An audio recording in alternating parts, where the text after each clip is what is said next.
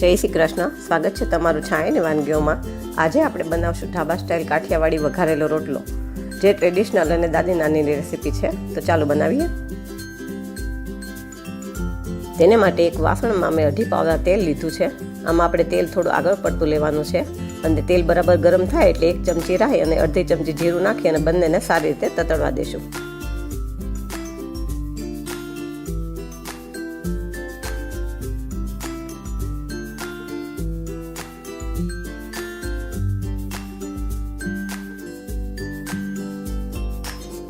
રાઈ જીરું તતડી ગયા બાદ એમાં 1 ચમચી તલ નાખશું. 2 લીલા મરચાંના કટકા કરીને લીધા છે એ નાખું છું. અને પછી આમાં મેં 8-10 કળી લસણની 1 કળીના 2 ભાગ કરીને લીધા છે એ પણ આપણે એમાં નાખી દઈશું. અને 1 ઇંચ આદુનો કટકો ખમણીને લીધો છે એ નાખી દઈશું. અને 1 ડુંગળી સુધારીને લીધી છે એ નાખી દઈશું. હવે આપણી ડુંગળી આછા બ્રાઉન કલરની થાય ત્યાં સુધી આપણે આ બધા મસાલાને સાતળી લેશું. જો તમને મારી વાનગીઓ પસંદ આવે તો મારા વિડીયોને લાઈક કરજો, શેર કરજો અને મારી ચેનલને સબસ્ક્રાઈબ કરજો.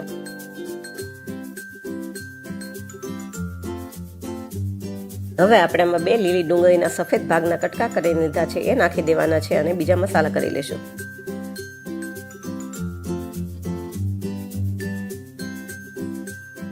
હવે આપણે એમાં 1 ચમચી મીઠું, અડધી ચમચી હળદર અને 1 ચમચી મેં લસણવાળું મરચું ખાંડીને લીધું છે એ નાખશું અને 1 ચમચી ધાણા જીરું.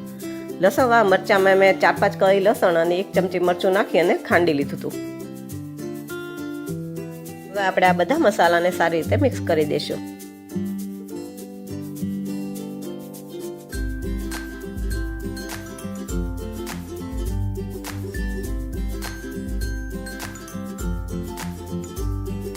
હવે મસાલા બરાબર મિક્સ થઈ ગયા બાદ આપણે એમાં દહીં નાખી દઈશું.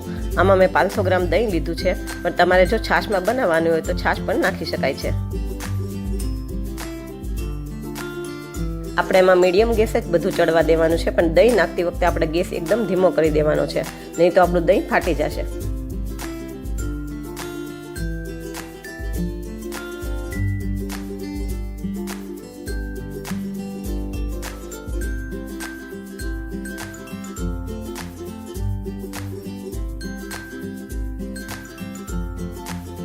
હવે આ મેં એક રોટલો લીધો છે જે મેં રાત્રે બનાવી રાખ્યો હતો. તો હવે આપણે એના નાના નાના કટકા કરી લેશું. આમાં મેં ઠંડો રોટલો લીધો છે, કેમ કે ઠંડા રોટલાનું શાક સરસ થાય છે. બાકી તમારે તાજો રોટલો બનાવીને બનાવવાનું હોય તો પણ બનાવી શકો છો.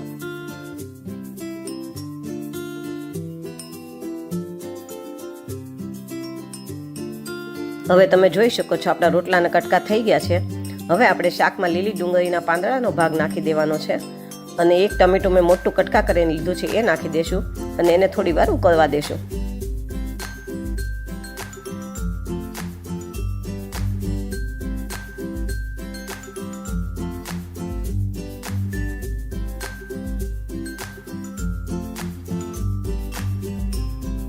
હવે આપણે આમાં રોટલાના કટકા નાખી દેવાના છે અને બધું સારી રીતે મિક્સ કરી દેવાનું છે, જેથી કરીને બધો મસાલો રોટલામાં સારી રીતે ચડી જાય. પછી આપણે એને ઢાંકી અને 5 મિનિટ ચડવા દેવાનો છે.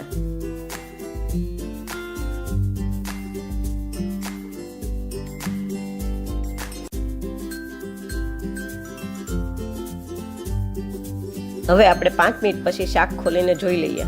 જુઓ, જોતા જ ખાવાનું મન થઈ જાય એવું બન્યું છે ને ચટાકેદાર. તો હવે આપણે એમાં અડધું લીંબુ નીચોવી દઈશું ખટાશ માટે અને થોડી કોથમીર નાખી દેવાની છે. આમાં તમે ખાટું દહીં કે ખાટી છાશ લો તો તમારે લીંબુ નહીં નીચોવાનું, પણ મેં આમાં મોળું દહીં લીધું હતું એટલે મેં લીંબુ નીચોયું છે. તો હવે આપણું શાક તૈયાર થઈ ગયું છે.